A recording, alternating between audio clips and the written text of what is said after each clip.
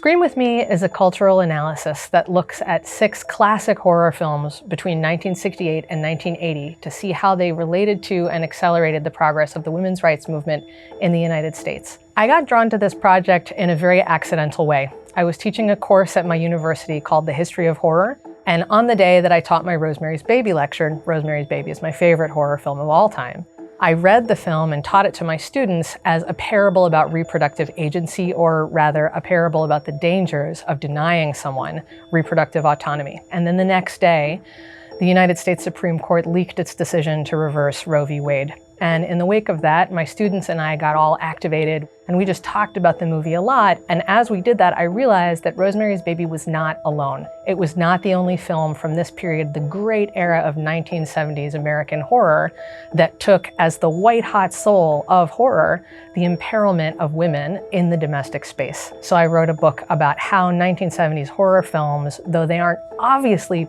political, nevertheless comprised a very important part of the women's rights movement in the period.